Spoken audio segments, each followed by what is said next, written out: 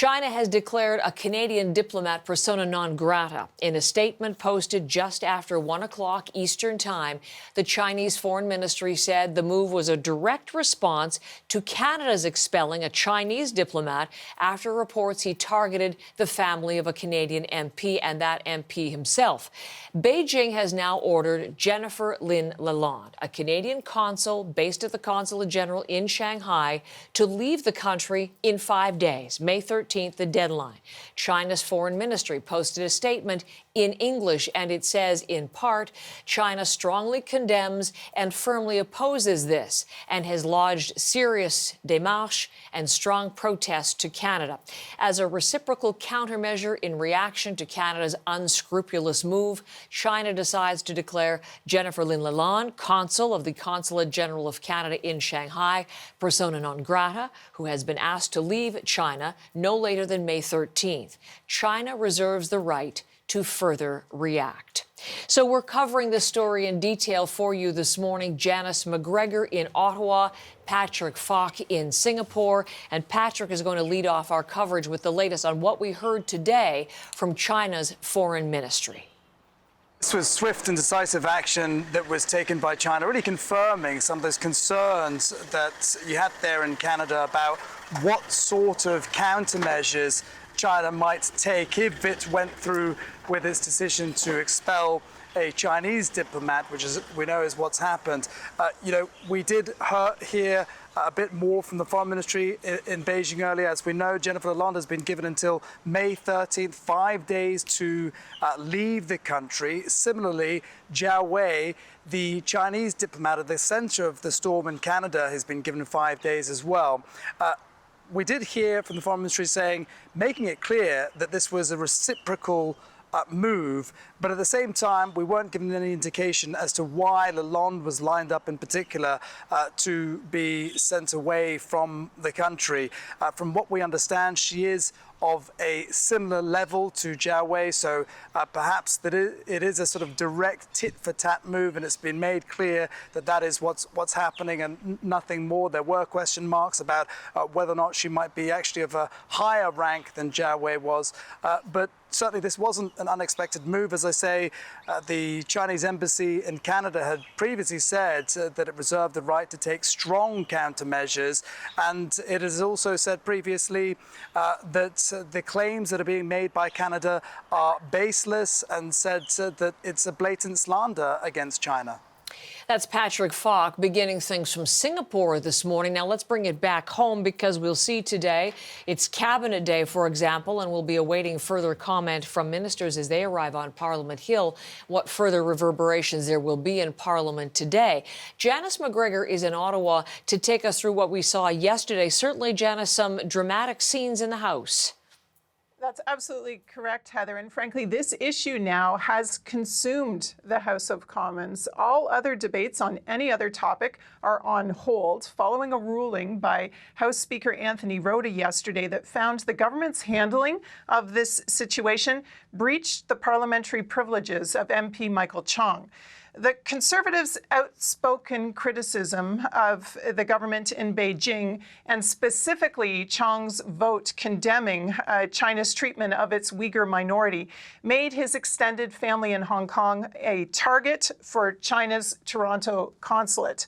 And Canadian intelligence officials, we now know, knew about this, briefed certain people anyway inside the government, but no action was taken until it all became public last week. Now, threats or harassment designed to somehow intimidate or influence the votes of elected officials, influence what they bring to the floor of the House of Commons, say or do, that is very serious in a democracy that claims to be free. So now MPs are debating exactly what they're going to do about it. Here's opposition leader Pierre Poilievre and the NDP's critic as well. Take a listen. This agent not only went after a member of this House, but sadly may have targeted countless other families. The safety of Canadians, the ability of parliamentarians to do their job has to be protected. That is a very bare minimum that we expect from our government. So we will await further comments like those today, as I say, Janice, with attention on what happens on the Hill today. As we wait for that and see what comes of this sort of more broadly, the Liberal government is still under pressure to do more. Do we expect more from Canada? Well, this is exactly what I think ministers are going to face questions about on their way into cabinet. Look, Michael Chong himself believes that the government still isn't taking this seriously. It shouldn't have taken this long. It shouldn't have taken 2 years for the government to make this decision when they became aware that members and their families of the House of Commons were being targeted by the PRC and by persons in Canada accredited by the Government of Canada as diplomats. All the opposition parties yesterday voted together, worked together to pass a motion that the Conservatives have brought that was debated last week. It was not only calling for the expulsion of any diplomats responsible for this, but again, calling for a full public inquiry on the issue of foreign interference. Now, the government's special rapporteur considering this, David Johnston, he is required to report back inside of 2 weeks now.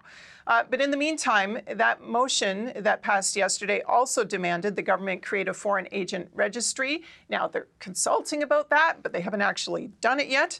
It also demanded stronger enforcement action to ensure that Beijing cannot operate de facto police stations in Canadian cities that are used then to harass diaspora communities. And Heather, we also have 2 separate House committees today meeting to continue their investigations on China's attempts to interfere with Canada's democracy. Janice, thank you very much. Obviously, a key issue that we'll watch in Ottawa today with your help. Janice McGregor in our Parliamentary Bureau. Charles Burton is with me now, former diplomat at the Canadian Embassy in Beijing and an expert on Canada-China relations. He's a senior fellow at the Macdonald-Laurier Institute. He's in Ottawa this morning. Welcome to the program, and thank you for giving us some time today. Good morning, Heather. Good morning. Let's begin just with your overall reaction to these moves from Beijing, expelling a Canadian diplomat from the Consulate General. What is your sense of and your reaction to that move?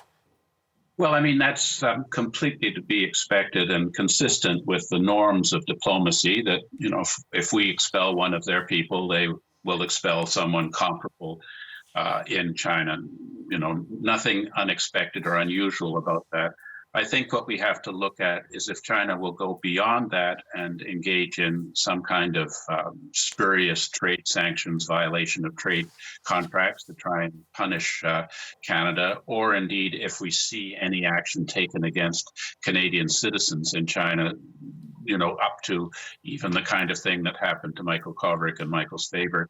If that happens, of course, that will accelerate the process inside Parliament to try and seriously address Chinese malign activities in Canada. We could really start to accelerate towards a foreign influence registry so that people who are involved in the Canadian policy process would have to declare publicly if they're recipients of money or other benefits from a foreign country. And we could see some meat put on our Indo-Pacific strategy to try and contain China's violations of the international rules-based order. So, you know, if I was advising China, I would say leave it there. If they do more, I think that they will really accelerate the focus and do something about what China's been doing in Canada for quite a long time. I did note that was the last line of one of the statements. We got a number of statements decrying Canada's egregious behavior and unreasonable provocation, for example. That's the kind of language used by China.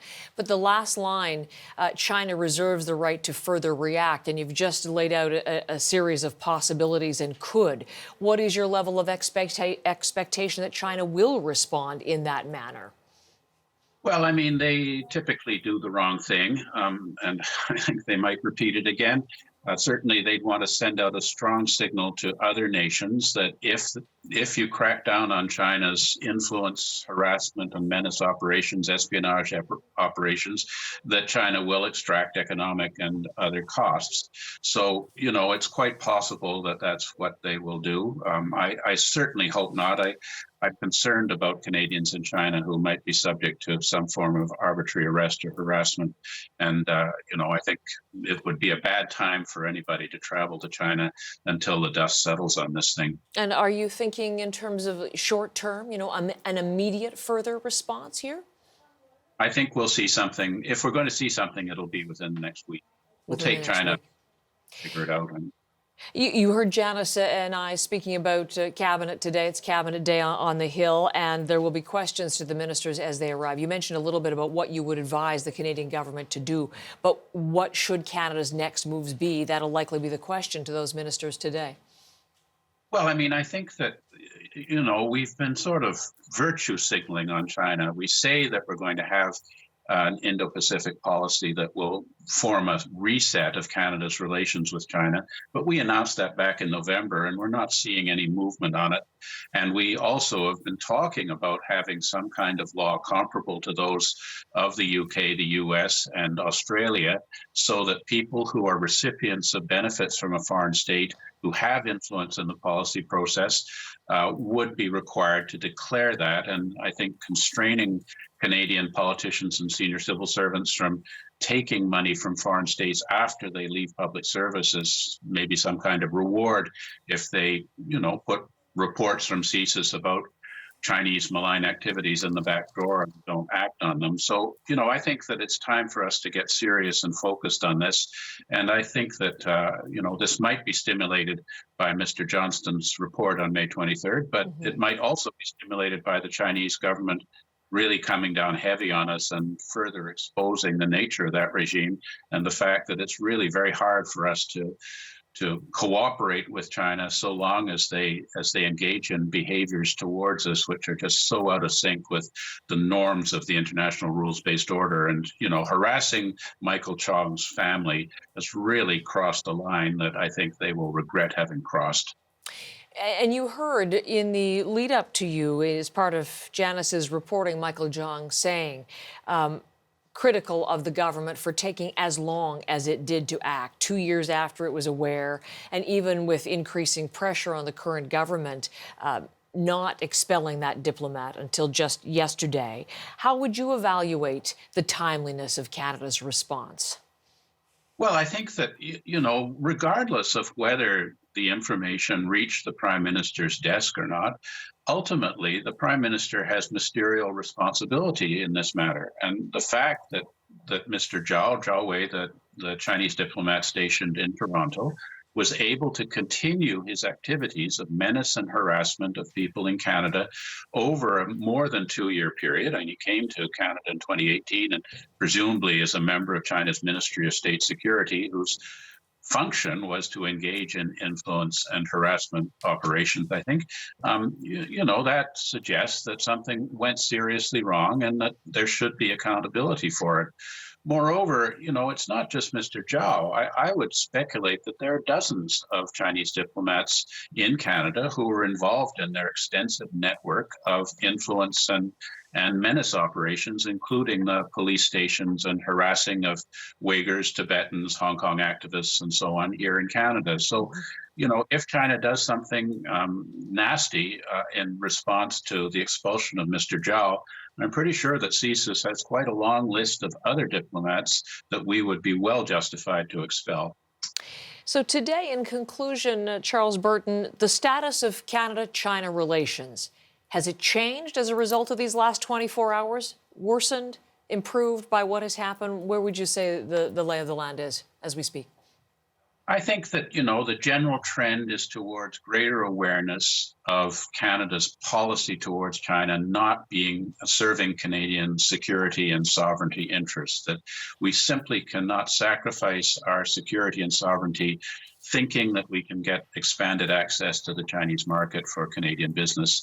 And I think that we will see a Canadian policy, including the Indo-Pacific strategy, and laws to constrain China's malign activities in Canada coming forward that will bring us better into compliance with our allies and will improve our alliance with the United States, Australia, and Britain. And, that's got to be a good thing, but it's not going to be easy. And, as you say, there are a lot of anger in Parliament and a lot of parliamentary committees that are really coming down heavy on the Liberal government's China policy. And I think we're going to see more of that. And this will force positive change. That's my optimistic final perspective on it. All right. Charles Burton, I thank you so much for the time and sharing your expertise with us, former diplomat at Canada's embassy in Beijing and a senior fellow at the Macdonald-Laurier Institute from Ottawa. Thank you again. Thank you very much.